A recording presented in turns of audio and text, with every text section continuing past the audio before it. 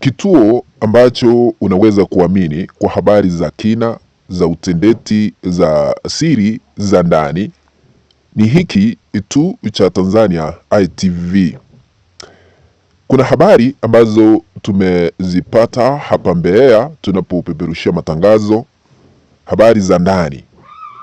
Naenda kuzifichua ili Watanzania wenzangu waweze kuzielewa habari hizi ni zipi na zinamaanisha nini.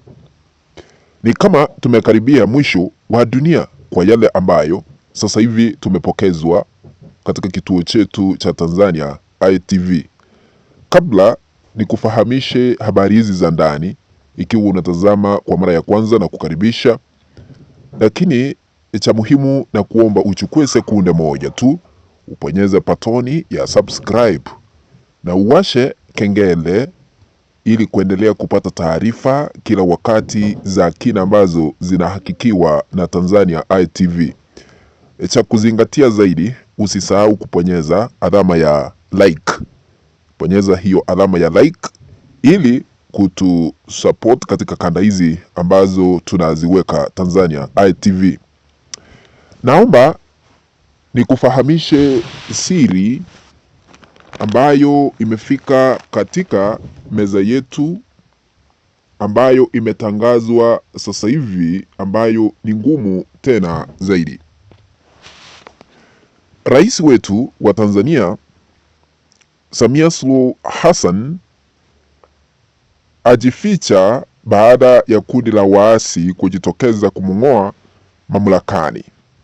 Kundi la waasi limeweza kuchipuka kumng'oa Suluhu mamlakani baada ya kujitangaza kuwa mshindi katika kiti cha urais. Naomba nikaweze kusoma machapisho mawili hapa, kwa sababu haya ndio yatakueleza na kukuonyesha hali halisi. Unavyotazama hapo kwa skrini yako, TFF yapanga kupigana na polisi muda si mrefu. TFF inamaanisha Tanganyika Freedom Fighters. Wamejipanga kupigana na polisi wa Samia muda sio mrefu. Unapoendelea kutazama skrini yako hapo juu, kile kikosi cha Tanzania Freedom Fighters TFF kimekuja na mapya kuwa kitafanya tukio kabla ya kufika mwezi wa 4, kumaanisha mwezi wa 4 mwaka huu. Kitawafanya familia za polisi kuwa mayatima, kulipiza kisasi cha mauaji yaliyotokea Oktoba 29 mwaka jana wa 2025. Sasa baada ya TFF ama kile kikosi cha Tanzania Freedom Fighters kutishia kuwaua polisi ili iwe rahisi kwao kumfikia Samia Suluhu Hassan kumng'oa mamlakani, polisi nao wameweza kuachilia barua ya kusema hivi sasa, unavyotazama skrini yako, tunamtafuta anayejiita mwenyekiti wa kikundi cha uasi. Polisi ndio wamesema, wakaweka barua hapo, kwa sababu hatuna wakati wa kusoma kila kitu, kwa sababu wamesema ya kwamba kupitia mitandao ya kijamii kuna sambazwa picha mchongo akionekana mtu mmoja mwanaume ambaye anajinasibu kuhusika katika tukio la mauaji ya aliyekuwa mwenyekiti wa CCM tawi la Itumbi aitwaye Elia Richard Sambala, miaka 53, mkazi wa Itumbi, wilaya ya Chunya, mkoa wa Mbeya, hapa ambapo tunabeberusha matangazo. Sisomi barua hiyo yote kwa sababu hatuna wakati. Sasa kuna kikundi ambacho kimejitokeza, na huyo nilikuonyesha kijana hapo ndiye kiongozi, anajiita mwenyekiti wa kikosi cha waasi. Wameanza kusema ya kwamba watajaribu kila uwezalo kabla ya mwezi wa 4 mwaka huu, kumaanisha miezi miwili ijayo. Kikosi hiki ambacho ni cha TFF, yani Tanganyika Freedom Fighters, wanataka kuwaua polisi waliohusika katika mauaji ya wakati wa uchaguzi na baada ya uchaguzi mwaka jana. Wanataka kuwafanya familia za polisi kuwa mayatima vile walivyofanya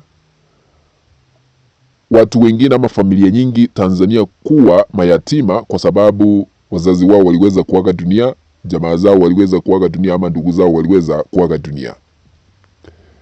Na huyu ambaye anajiita mwenyekiti wa kikosi cha waasi anasema ndio waliweza kumuua mwenyekiti wa CCM hapa Mbeya mkoani, ambaye anaitwa Elia Sambala, wakati walimkata vipande kwa mwili wake. Wakasema ndio wametekeleza hayo. Sasa kulingana na habari hizi,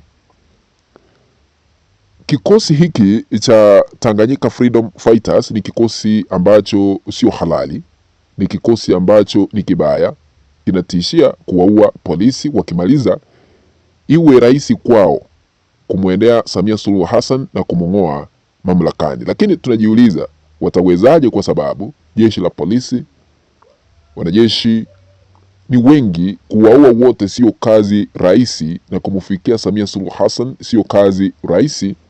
Lakini wanaendelea kuapa na kusema ya kwamba wamekabidhi serikali ya Suluhu wakati mrefu kurekebisha mienendo, kutoa miili ya wale ambao waliuawa kwa familia husika waende kuizika, fidia itolewe, na waachane kuteka watu nyara. Jambo hili, serikali ikifanya hivyo, huenda watasitisha shughuli hizi ambazo wako nazo. Lakini Samia vile anaonekana sio rahisi naye, kwa sababu naye anaendelea kutoa vitisho zake na kusema ataimarisha uchumi, ataimarisha usalama katika taifa letu la Tanzania, na hilo ndio jukumu lake kama rais. Sasa swala hili ambalo ni la utekaji nyara linaendelea kuonekana. Yeyote ambaye anaikosoa serikali lazima atakiona atakujiwa. Humphrey Polepole kufikia sasa hajulikani aliko baada ya kutekwa nyara nyumbani mwake, lakini damu iliweza kupatikana ikiwa chini kwa sakafu, na kufikia sasa haijulikani Humphrey Polepole yupo wapi. Na huyo ni mzazi wa mtu ama watoto, ni bwana wa mwanamke, na ni kiongozi wa familia, na ni kiongozi wa taifa, kwa sababu aliwahi kuwa kiongozi. Kwa sababu alionekana kulaumu serikali akapotea. Haya ndio yanasababisha vikosi kama hizi za Tanganyika Freedom Fighters kuanza vita ambavyo havitakuwa na mwisho. Kwa hivyo serikali ya Samia Suluhu Hassan ingetii tu wale ambao wameshikiliwa kwa kulimbikiziwa kesi ya uhaini waachiliwe. Wale waliopotea, waliotekwa nyara, nao pia waweze kuachiliwa. Na wale ambao waliaga dunia wakazikwa ama miili yao haijulikani ilipo, iweze kukabidhiwa familia husika, kwa sababu bunge la Ulaya liliweza kuagiza taifa la Tanzania kupitia Rais Samia Suluhu Hassan kuhakikisha ya kwamba miili ikabidhiwe wananchi husika, jambo ambalo kufikia sasa Samia amelikabidhi mgongo. Akaambiwa pia Tundu Lissu aachiliwe na wenzake, jambo ambalo Suluhu kufikia sasa amelikabidhi mgongo. Na tunaona kesi inaendelea ya Tundu Lissu hata wakati tunapoenda hewani. Sasa hivi kesi yake haijakamilika ama haijaamuliwa, haijafika mwisho, ila tu inaendelea kila siku. Haya yote ndio yanaleta ghadhabu haswa kwa kikosi hiki ama baadhi ya Watanzania. Unajua kuna Watanzania hapa hawawezi kuzungumza wanayoyapitia kwa sababu wanahofia maisha yao, kwa sababu ya uongozi wa kimla. Ukionekana kwa kamera, ukionekana ukizungumza hapa na pale, unakujiwa unapitishiwa maji moto, vile wanaharakati waliotoka katika taifa jirani hapa Tanzania waliweza kukuja hapa Tanzania kutoka Kenya. Sasa akina Mwangi walifanyiwa mambo mabaya, tuliona vyombo vya habari kule Kenya wakisema ya kwamba waliweza kulawitiwa na kuwekewa kilainishi cha Juma, yaani kikosi ambacho kipo kinaoteka watu nyara ni hatari. Ndio maana Tanganyika Freedom Fighters wameweza kujipuka kuhakikisha kwamba wanaleta mabadiliko ya uongozi katika taifa la Tanzania. Tukipata ushahidi mwingine tutauleta hewani, lakini naomba kutamatishia hapo, na ikiwa hauja subscribe uchukue sekunde moja ya mwisho uponyeze patoni ya subscribe, washa kengele na usisahau kutuponyezea hiyo alama ya kidole. Lakini ikiwa ushaponyeza hizo zote usiponyeze kwa mara ya pili. Asanteni sana, tukutane, kwa heri.